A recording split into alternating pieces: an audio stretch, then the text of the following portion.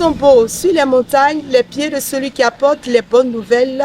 L'Église, armée de prière et de délivrance en Jésus-Christ, suit l'exemple du Seigneur Jésus-Christ qui parcourait les villes, qui guérissait les malades, qui faisait du bien aux uns et aux autres. À l'image de notre Seigneur Jésus-Christ, nous sommes présentement à Moussadougou, une localité située dans le département de San Pedro, pour encore une grande campagne d'évangélisation et de délivrance des âmes.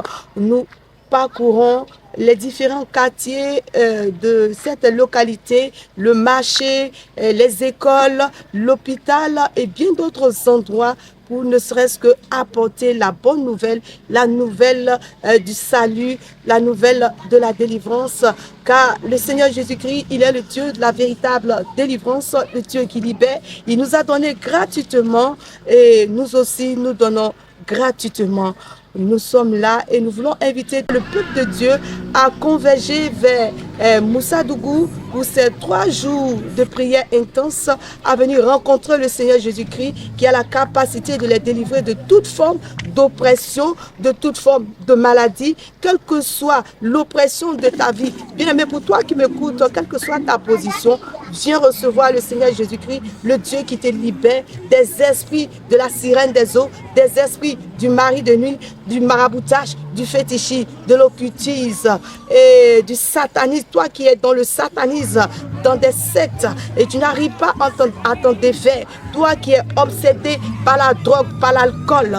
Toi qui vis une vie de débauche dans la prostitution. Le Seigneur Jésus-Christ t'appelle, il t'invite en ce jour à venir retrouver la restauration. Car il a dit dans sa parole, si Christ vous a affranchi, vous serez réellement libre. Vous regardez la main tendue du Seigneur Jésus-Christ au travers de l'Église armée de prière qui poursuit son bâton de pèlerin de ville en ville pour procurer du bien-être et pour proclamer la parole de vérité, la sainte doctrine, la vie de sanctification. Car la Bible pouvait déclarer dans le livre de Hébreux 12, le verset 14, « Recherchez la paix et la sanctification sans laquelle nul ne verra Dieu. »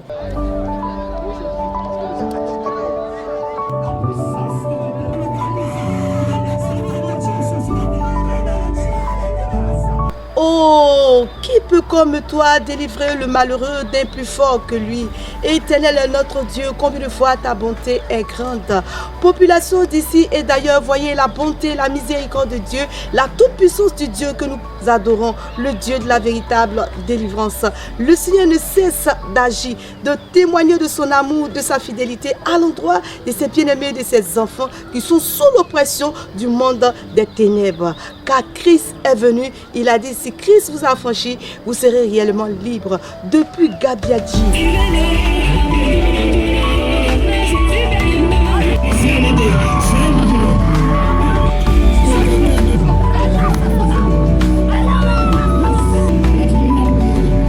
En passant par Napoville, Brazzaville, le Seigneur n'a cessé de se déployer et ce n'est pas encore fini. Nous avons convergé vers la ville de Thuy et le Seigneur encore s'est déployé puissamment.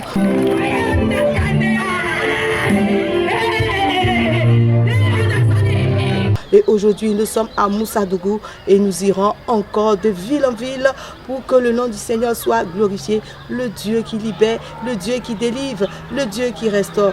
Ô Éternel, combien de fois ta bonté est grande. Voyez, il y a tant de témoignages, voyez, il y a tant de puissance déployée. Aujourd'hui, on peut dire que le Seigneur n'a pas cette capacité de pouvoir délivrer, mais c'est bel et bien l'heure de la démonstration de la puissance de Dieu et de la restauration des âmes.